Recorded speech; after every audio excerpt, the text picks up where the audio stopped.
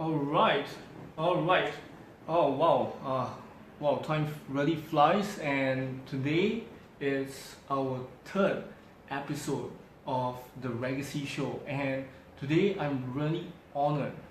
I'm really honored and to be in this special guest house to actually interview him, and also at the same time, um, this special guest is really amazing because he is not just a singer, not just a composer, not just a songwriter, but he is also an actor, okay, for his movie called Unbroken. And I'm really grateful for Eugene, okay, for actually inviting me to his show. Okay, this movie premiered just about 3 days ago. Yeah, all right. So now that I've actually said a little bit about him, okay, why not let us have Matthew to actually introduce himself. How about that? All right. So now let's welcome Mr. Matthew Quek. Well, thank you, Mr. Rayson, for inviting me to your talk show. It's an honor. Oh. Well, my name is Matthew Quek. I'm an educator first, actually. I'm an educator at heart. Been a teacher for both English and history for about more than 10 years. Wow. And throughout the entire responsibility and juggling many duties of teaching and marking, I've also been dabbling in music, as Rayson has just said. I've been singing, composing, acting, and recently, yes, Rayson attended a movie premiere of Unbroken, 不倒翁, which is a movie where I was the executive producer, and I also had a very unique role in the movie as well. I also have been struggling with many difficulties, and that is why this movie was made based on my life story, to inspire those who have been struggling in the same manner which I have been. Oh, wow, wow, amazing. So, wow, after watching your movie, right, I felt really, really inspired because, looking at how you went through your life at the early stages, it really made me feel bad. Hey, I also have my own struggles, right? But then again, when I look at your struggle, wow, when I compare mine to yours, it's like, wow, yours is way more than mine. And and wow, to be frank, I'm really, really grateful that you really made it through during your life, as a and just wanna ask you, right? Just now you said you had quite a tough time, right? Yeah. During your childhood days. Do you mind if you share with the audience that's watching right now, what kind of struggles do you have during your childhood days? I said this story many times over, but it never gets old.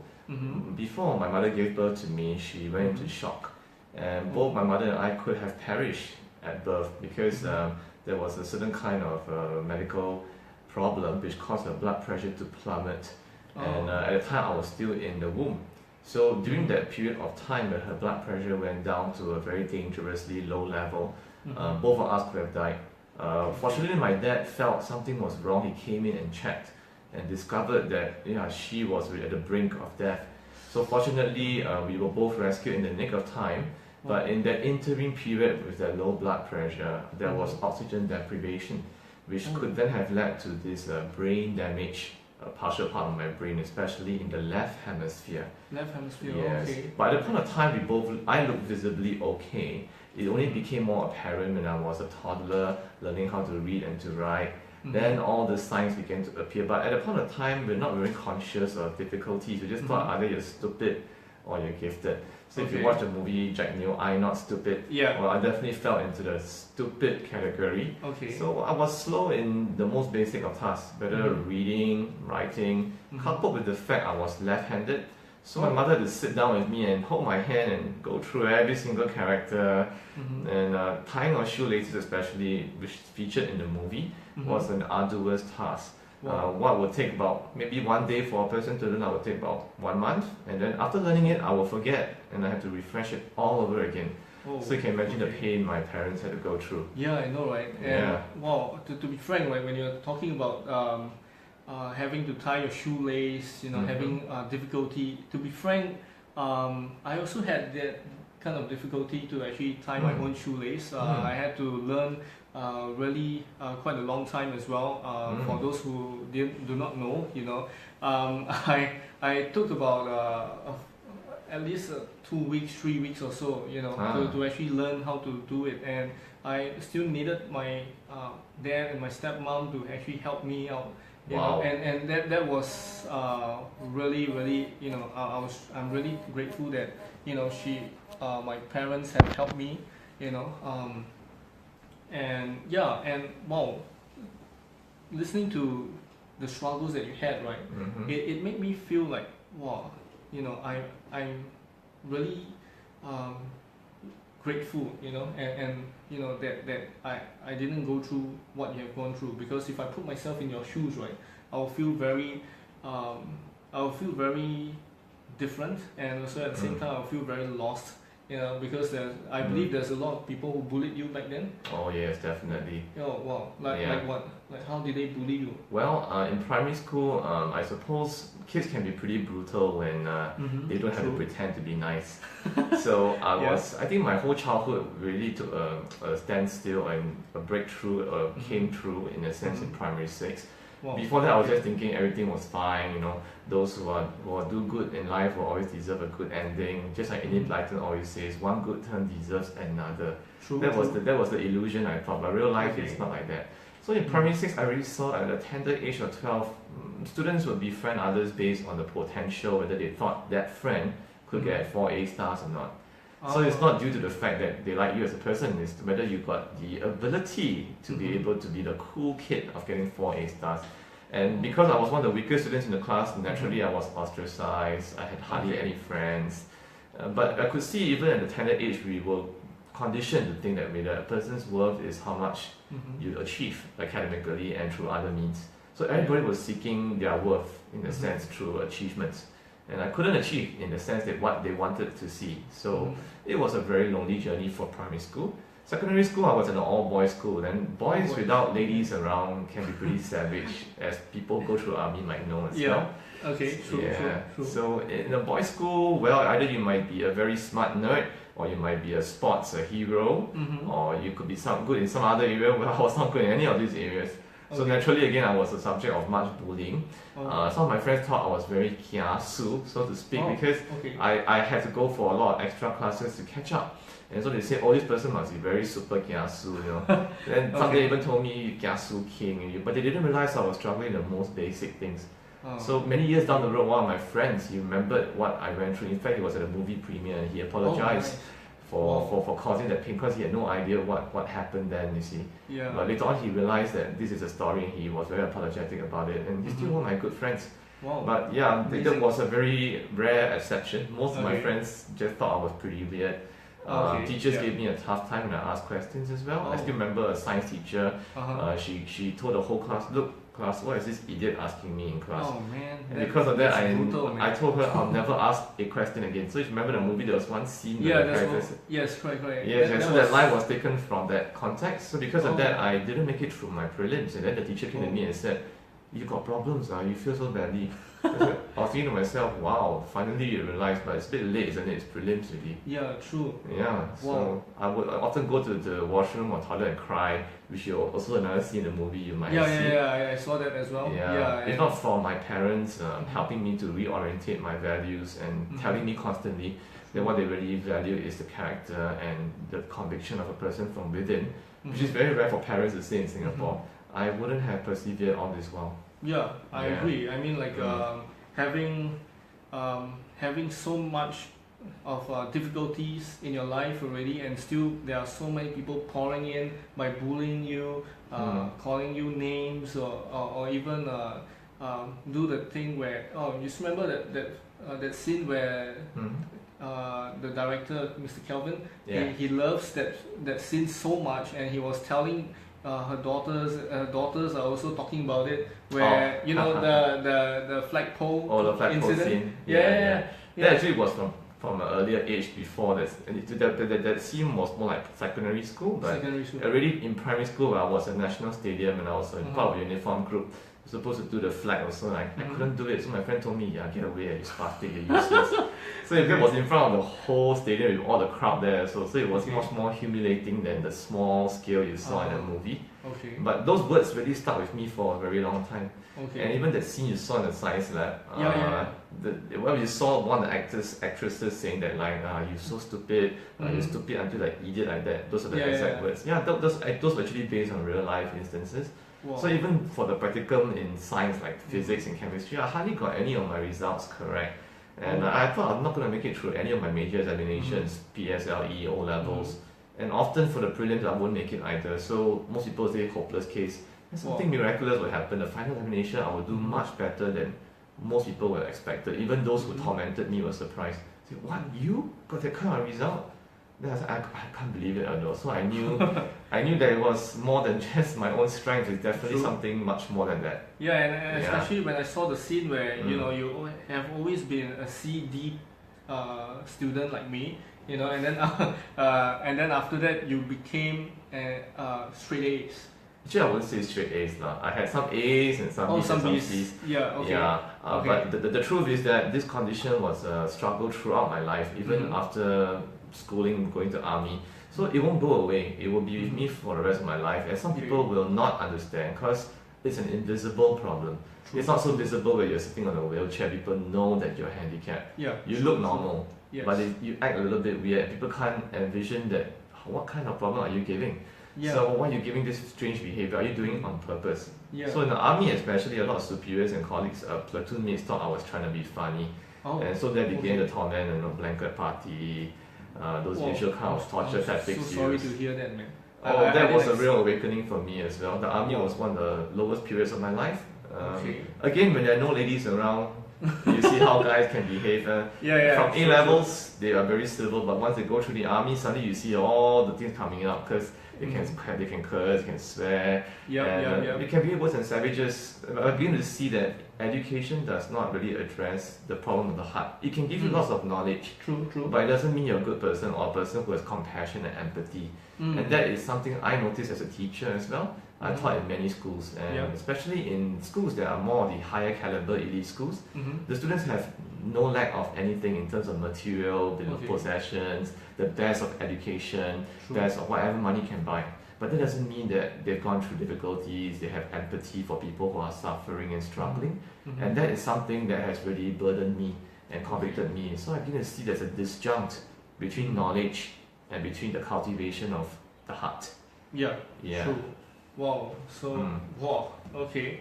Well, I mean, like, if I were you, right, I might have given up, But what made you stay put? What made you not give up in life and keep going on until this date? You are a singer, songwriter, music composer. You also wrote a song for SG50, if I'm not mistaken. Yeah. Wow. I mean, you have went through so much and you have already bounced back so much. So what made you actually not quit?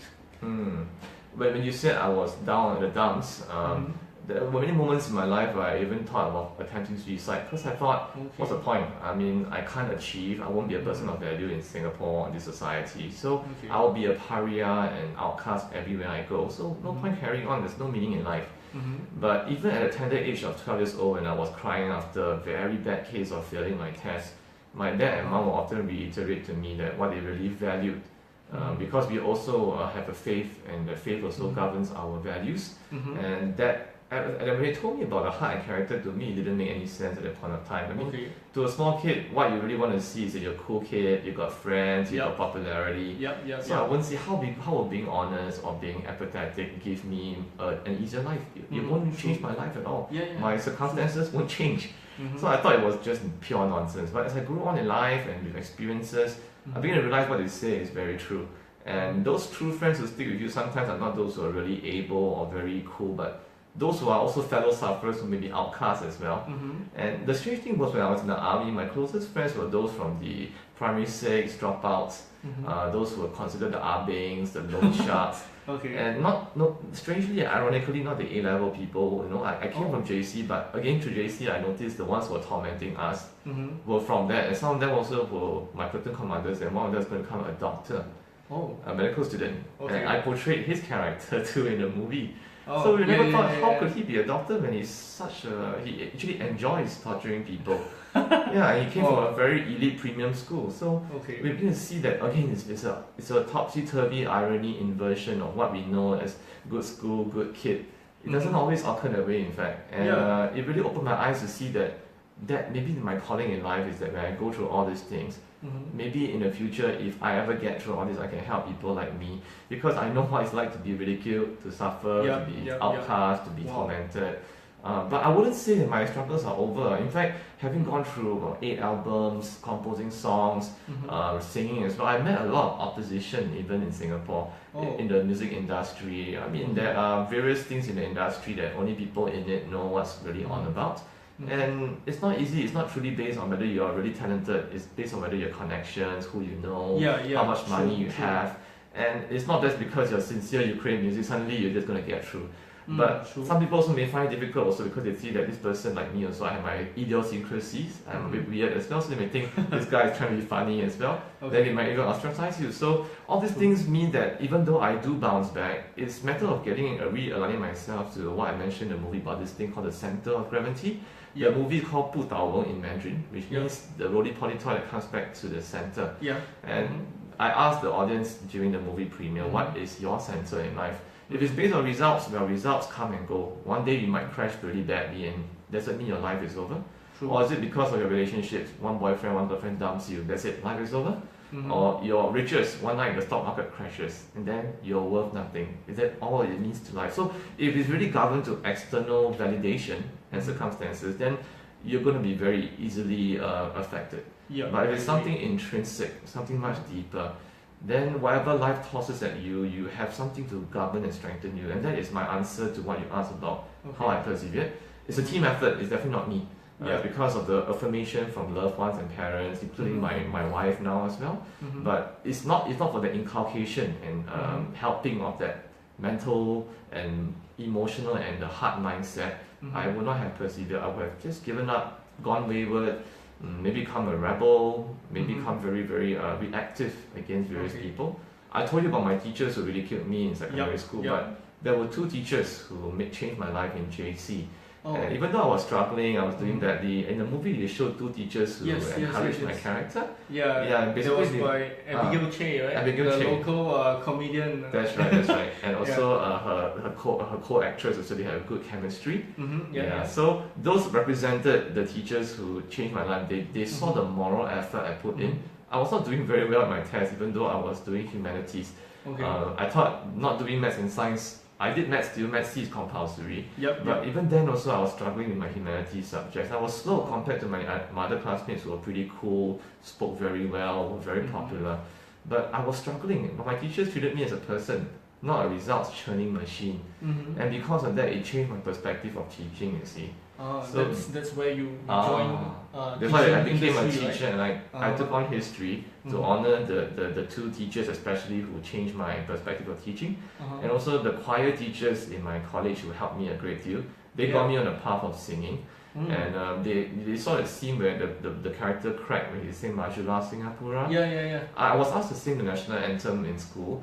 They had auditions for a certain group of people to sing, and our school had a strange tradition where you sing the national anthem without musical accompaniment. So you just sing Marikita, 1, 2, 3, the whole school has to sing with you. So if like Hokkien you say Zao Xia, if you Zao Xia, the whole school will know. They will know. They may not Zao Xia, but they will laugh at you. Because most people don't sing the national anthem anyway. Or they even know how to say the pledge, because most of them just go through the motions. So we had a roster about 3, 4 guys. Sometimes my friends will forget to turn up. And so by default, I happened to be the main one, kept singing I had to be the one singing national anthem almost every day. So I became known as Mr. Majulah Singapura in the school because of that. Because of that. But it gave me my first taste of public singing. And how to encounter and deal with stage fright. So that was my baptism of fire in that sense. How I slowly began to sing and realized that I was given a gift in this area. Mm-hmm. But even while singing, I noticed that also there are many struggles I had to go through as well because of my coordination issues. I couldn't coordinate certain parts of my singing, and it took me a long journey to sift through, find different ways of singing, different ways of different schools of thoughts, and that began my journey of researching. So I suppose sometimes when you go through these difficulties, it causes you to think that are there any easier ways to approach it, make it simpler for myself, and that helped me in my teaching as well. Because when I figure out how to make things simpler, it helps me to make it simpler for my students. So especially when I teach the slower students, and I simplify the essence for them, they suddenly see the light and say, hey, isn't that tough actually if you simplify it that way? Yeah, true. I mean, in life, there's so many things that we think is tough, like earning X amount of money to in order to buy a house in Singapore, or even to the extent of just getting an A for a subject. Many people would think that, hey, it's so tough, man. It's so easy for this guy, for that guy, but not me, you know. But after your sharing, I believe those who are viewing it right now would have realized that, hey, actually, there's not just so many struggles that we're gonna have in life. I mean, like everywhere we go, we'll have a lot of obstacles and everything. But definitely there will be a certain solution to it, right? Like everything can be, most of the things I would say can be solved as long as you are willing to actually learn to actually how to tackle it and gain support. Like for you gain your resiliency through a lot of obstacles, and also at the same time with the nurture of your parents, with the support of your two teachers that were there, the pivotal figures who were there for you, and some of your friends, I believe, were also part of your journey towards who you are supposed to be, and they have already helped you along the way to actually find your passion in life and your talent as well, which is singing, music composing, and etc. So I believe it took a while, right? In fact, I'm still a work in progress. So all the techniques I've learned about simplifying, as I've taught students from all the way from normal academic to special to express, I had to continually refine them and learn from feedback as well, because not everything you develop may also resonate with other people. So sometimes you might get nasty feedback from people who don't get it too, and it can be very hurtful because as a teacher you want to help people, but not everybody's going to be grateful at the same time.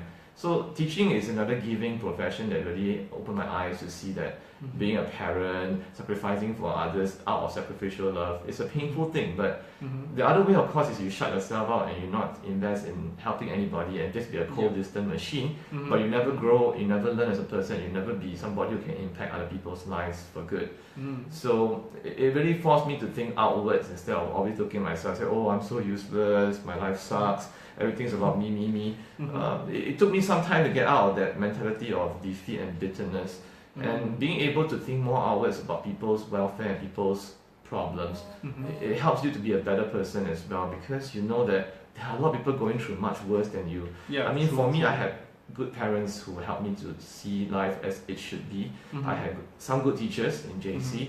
I had some good friends who helped me as well, which we call ourselves the Lonely Man Club at that point of time. Because we're one of the outcasts, we're not the cool guys, right? So we consider ourselves the Lonely Man Club, and then we always think three or four of us will be standing against a multitude of people who are always bullying us. So we often use these humorous ways and different ways to get through these problems, but there needs to be an anchor still, because friends may come and go. Teachers may also be benevolent, or they might even ruin your interest in the subject. So if that anchor isn't there from within, it's very easy to change to a different person. Like in the army, I saw people who appeared so civilized initially in JC, but they can behave like worse than savages in the army. So they can say, and Rome do as the Romans do. But truly, if that is the kind of situation, then that person who is so savage and so horrible in the army, when they go to school back in university or so, they can be very gentlemanly again. But the poor lady who gets to marry them, they only know the true picture much later. Because that's a facade most of us put up for our different school selves, work selves, home selves. But that's not who we really are, you see. Yes. Especially when people who want to fake it till they make it at times, they want to pretend to be really, really good. They Yeah. want to get the girls kind of you know, the girls kind of approval. You know, yeah. they become the alpha male. Yeah. Yeah. Even And- when I was in the teachers' college, which we had to go through called NIE for 1 year training, well, that was also a ground where a lot of people were seeking for their future spouses. Ah, yes. So even then, people were competing, you know, and then even during our lesson observation, somebody would try and sabo somebody else to make themselves look good on it, so that this girl would choose them. Wow. So I think human nature at the crux of it from beginning when you're a small kid to an adult is quite similar in the sense we are quite selfish. Yep. You're going to teach a child to steal a toy from somebody and say, it's mine, it's mine, it's mine. Yeah, I mean, it's instinctive. Yeah. Then in adult life, we find some other things we understand and say, it's mine as well. Mhm. And we're not be willing to put somebody else down just to get what we want, you see. Yeah. So it could be that's wealth, it could not be nice. job, Yeah. it could be something that you desire, but somebody's in your way, you just got to get rid of them. Mm. So that is the ruthlessness that's instinctive, and it takes a lot of moral courage to step out of that and to be something else. Because if you want to be a sacrificial and loving person, you may be at a disadvantage, so to speak, compared to others who are more unscrupulous. Yeah. But do you have the courage to say that? For example, in the army, there was one instance where some of my platoon were saying to me at the very end, last few days of our BMT, they said, we didn't hear you using all the Hokkien words like "chao this, chao that." Then can you just say, just for us to hear a little bit how it sounds like? Then I said, I'm not angry, what should I say? just say, just say. I mean, all us been saying so often already, just say lah. I said, no, I don't think I want to say. I mean, what's the point, right? I mean, just say it for the sake of saying it. So you have a choice to make, whether you want to follow the crowd and bend in the wind, like everybody does, or do you want to stick on to your convictions? It'll be painful, but at the end of the day, you'll emerge a much better person. Because those who evaluate will see you for who you stand for and what you stand for. You may not be the best soldier, you may not be the best shooter, you may not be the best recruit, but you'll be somebody whom they can trust. And like I said, those people from the primary 6 dropouts and all that, they know who are their true friends. Yes. Because they'll test you to see who looks down on them, you see. So if you really treat them as good people and friends, they really will value the 讲义气 kind of thing in Mandarin, you know, they treat you as true friends. And then they say all this A level or air level, they also bend in the wind, it benefits them, they'll be nice. If not, they look down on you because you're uneducated. So that really made me see that, oh, actually, these people, they are very streetwise. They know how to work at an early age. But they know what true friendship means. They value people who treat them as people. True. And those teachers who treated me as a person changed my life, so you see. So that's my kind of mission, to use music, use teaching, whatever tools that's given to me in my limited capacity, to help people to see the true person and to be a true person who's consistent. Not someone who keeps changing whenever circumstances keep changing. We are not men of masks. We don't always wear masks, you know. What I believe, like what you said, is that we have to be authentic. We have to be authentic towards people. It doesn't matter whether are they your fans, your followers, your haters. You know, we still have to be authentic, because in life, you know, the true joy of being you is just by being you. The true joy of living a life, you know, that's full, that's to the fullest, I would say, is by living as who you are, or even the best you. Because if you do not, you know, you do not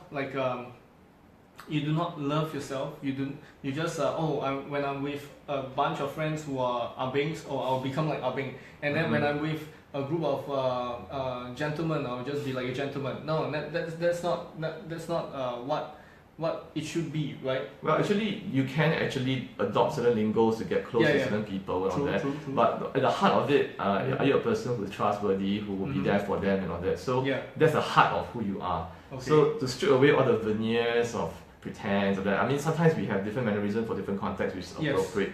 But at the heart of it, what kind of person you truly are. And to be authentic also means to be authentically bad or authentically good. If you're really a nasty person, you can pretend for some while, but later on, who you truly are is your rotten egg. It becomes very obvious pretty soon. True. So the pretense can only go on for so long. But those who spend time with 24/7 will know who you really are. And especially, there's nothing as good as marriage to bring out the true self when you live 24/7 with a person. All the warts and all the ugliness comes out, and that's why a lot of people discover, even my students also, some of them are married now. When your students get married, you feel pretty old, because you see a whole cycle, and then some of our teachers may not be married yet, but our students get married and even have kids already. So you do feel a little bit old, but it's a sense of satisfaction also to see some of my students who are teachers now even. Some of them even came from the movie premiere and help out as ushers, and they are teachers now. So they even remember the techniques I taught them also, how they use it in their secondary school, JC, and even varsity. Wow. And I was surprised to see that the simple techniques I taught can be used by the students in different contexts, and some even went overseas and taught in overseas schools using the same techniques. Wow. So that amazed me and said that even someone with difficulties like me, so handicapped, can use simple techniques and it can change people's life and they can remember so many years down the road. And it can use it to help other people as well. So when you see it being passed on, then you see, that's the meaningfulness of life, you see. It's not about this grabbing. We often want to grab things as Singaporeans, grab this stuff, grab best tuition, grab best result, grab this, grab that. Now about grab taxi, grab it. So the mentality is grab. Then you're grabbing, somebody's going to get killed in the middle of it, and then who's going to get killed? Who are the casualties? Yeah, true. So that's what we call as a kiasu, kiasi, and whatever kia there are, that kind of mentality, which are not the best mentality if you want to have your child or yourself, to be one of the top, the elite in your industry, be it nursing, be it banking and finances, be it the sales line and everything. You cannot be always kiasu, kiasi, whatever. You have to go. You have to follow like what we have shared earlier on, and on all these topics that we have shared, even the past few episodes as well that we have. So I mean, in life, it's always about how you overcome your struggles. It's not always about what kind of struggles you are going to face. I mean, it's okay to have certain struggles in life, like for some instances, maybe short of cash, short of love. Maybe the guy or the girl needs some love from maybe a boyfriend or girlfriend, but they are so desperate, But hey, what I've learned from Matthew was that, hey, you know what? We have to go back to our center of gravity, right? We have to find ourselves first. We have to know ourselves first. We have to love ourselves first before we go and find someone else. We are not those desperados that's gonna just get any girl that's coming your way. No. We are someone that we want to be who we truly are and who we truly want to be, and to actually become better in our lives, and we can maybe pass down certain teachings, like what you have been doing, so well, I just want to ask you, like, after going through all this, right, have you ever thought like giving up? Many times, as I mentioned before, I thought of giving up many times. I'm a person who's a little bit more emotional. So, because the left side of my hemisphere, my brain is more to do with spatial reasoning, mathematical and scientific. So that part was very underdeveloped because of the damage that was caused through my mother going into shock before I was born. The right hemisphere was a part to do with music and to do with expression. So in that aspect, I was better in speech, drama and music. But that also makes you a little bit more emotive. So when you are sad, you do get really sad. When you're depressed, you do get more depressed than most people. So when people start whacking you and bullying you, you definitely feel the effects much more than, let's say, other guys who just very astute and they're very, very zen and say, okay, I'll just deal with it. Most guys will forget after some time, but I suppose the right hemisphere being overdeveloped makes me a little bit more attuned to emotions. So many times I thought of giving up or even striking back at the people who have hurt me a great deal. I would have this thinking that one of these days I'm going to come up with some elaborate scheme to get my revenge, just like in that movie, the boy said, I'll throw you into that sandpit, I'll make sure you fall into that sandpit like me. So I often think, I must get back to people to show them that they're wrong. But the more I responded that way, I was consumed by the bitterness and the hatred, and it turned me into an ugly person. So I realized the only person who's going to get affected badly is myself. True. And if I let these things consume me, they would have won. So that will be giving them the victory that they want exactly. So I had to learn to surrender these dreams of mine, the dreams of being popular, the dreams of being accepted, the dreams of being a successful person, as most people will evaluate successful in terms of its definition. And I had to find that success is more in terms of whether I touch people's lives, whether I help somebody who is struggling, whether I help people to find meaning in their life. And that kind of success, it cannot be quantified as having the KPIs and all those work reviews that we often have. And that's the part that in our system we became so obsessed with extrinsic measurements, we've lost track of the intrinsic. And many generations have gone through that entire grind and machinery. And having gone through that, some of them even become future leaders, either in the civil service, in the army, in the private sector. And my main worry is that because of this lack of moral inculcation, it's a vacuum. They have the skills, they have the knowledge, they know what to say before the scholarship board to get the scholarship. But later on, we see all these major scandals, papers, how people who are in certain high positions, suddenly we discover they've been doing a lot of nonsense behind their spouses' back. But these things didn't begin overnight, it didn't begin suddenly, it was overnight. It was a long process of hiding, long process of concealing. Then when they got through all the different kinds of barriers of examinations, got their scholarships, then later on the true colours emerge. So I feel this film, I hope to create a mini revolution from within, where we begin to think much differently what success really means. We begin to look at the criteria for leadership much more differently. We even had students before who have gone through, they were the cream of the crop, creme de la creme as we call them, but later on they became overseas scholars who discovered that they were involved in something very shameful, and then they had to be shamed publicly, came to Singapore, they still did something very shameful. So the parents, the loved ones, all of them will suffer because of this. But because it was not arrested or nipped in the bud, but we thought, oh, never mind, since they're brilliant, they're clever, let them through it, maybe eventually they will come round. But these things don't just, it has been nipped in the bud from young. And it has to be dealt with, painful as it may be, it has to be dealt with. And not just pat on the back, oh, it's okay, it's alright. Some things, if you really love a person, discipline, punishment have to come to it because you learn from it. And that's how you learn from it and become a better person. You realize the danger of it. So you help others to avoid the same pitfalls.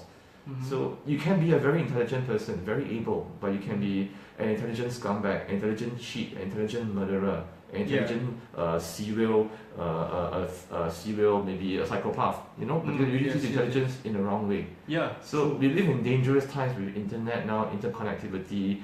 Danger comes in different forms now, and people with intellect can use this in dangerous ways as well. So we're given different gifts. I've been given this gift as well. It can come, it can go. But what matters, of course, is how I use the gift, what kind of person I am. And that will determine how the gift is used to help people. Wow. Okay. Wow, that's truly inspiring, man. I'm really grateful that you're here live with me, sharing about all those life experiences and your golden nuggets, your advices for those who are watching right now. To be frank, right, I really love your story, your story and your movie, and I would highly recommend everyone to watch his movie. Okay, and you can actually look at the link below. Okay, the link is actually below. You can actually watch it, and you can actually connect with him. Okay, and request for the screening. But I'll also give you the links for the trailer, and the music video of the movie will be out in a few days' time on YouTube as well. Wow, nice. And I remember that was performed by you as well. I composed the song. Wow. I actually, to be fair, I wrote the English lyrics for it because my Mandarin is still a work in progress. I've been working on my Mandarin, but I grew up in an English-speaking family, so I had someone to help me in the Mandarin translation, and she did an outstanding job. Her name is Corinne Tang.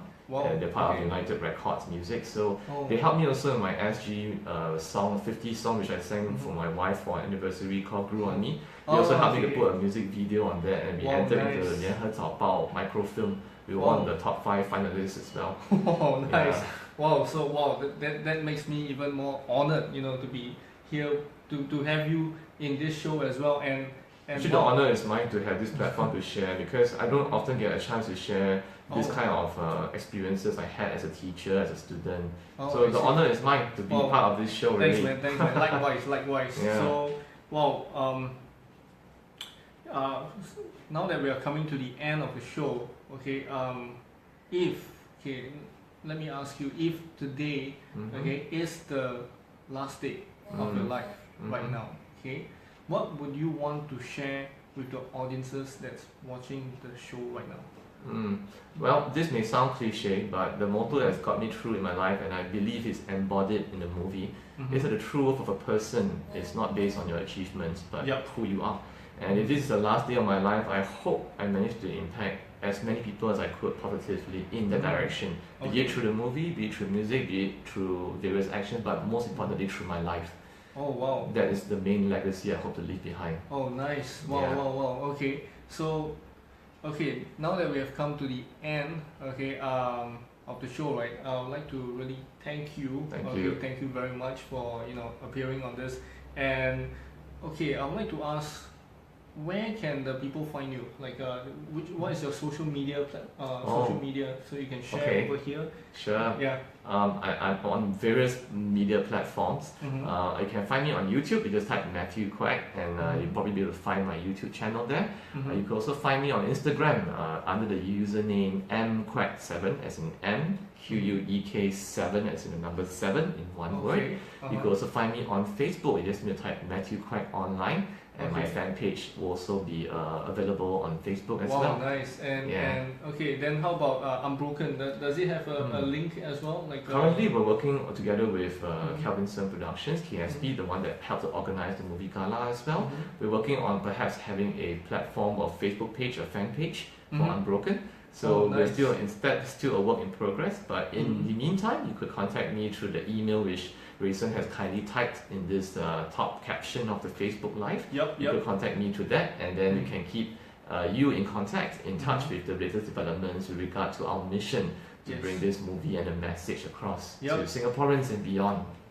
Yeah. Wow, and last but not least, just to let you know, there are so many actors, actresses that's in the show as well. So this is a worthwhile movie as well. Not just it's inspiring, it's star-studded because it has local actors like Nick Sheng. It has Abigail Che, the comedian, local comedian. It has many more as well, and also at the same time, it has this amazing director called Kelvin Sung, who did the Chinese New Year movie as well. The Fortune Handbook. The Fortune Handbook. Yeah, with Li Nanxing, Christopher Lee as well. Yeah. Mark Lee too. Mark Lee, the three Lees. Yeah, three Lees. So wow, it's and I'm really grateful for all these people that's watching with us. John, Paul, Tan, Roderick, Mei Hua, SG100. Founder Tay Kok Chin, chairman, and then Jason, Mei Chan, Aaron, Ming Yuan, Hersey, Mambuk, Justina Pio, Jackson, George Kenny, Cassandra, the 938 Live DJ, then Ricky Ong, Mr. Fatu, Caden Chung is the cancer survivor and a value investing coach as well. And he has been appearing on many media platforms as well. Thank you very much for watching. Patsy, who is also the author and also motivational speaker as well. And Rika, Dan, Albert, Syed. Wow, thank you very much for watching this show. Thank you very much. So that's it for today, and I would like to wish everyone Selamat Hari Raya, and also at the same time have a great day ahead. And don't forget to follow this Raygacy show on my YouTube channel, The Raygacy Show, and also at the same time look out for me on Facebook, Rayson Choo, or my Instagram, Raygacy, Raygacy. Alright, so thank you very much. I'll follow you too. Wow, thank you. Me too. Wow. Yeah. Thank you.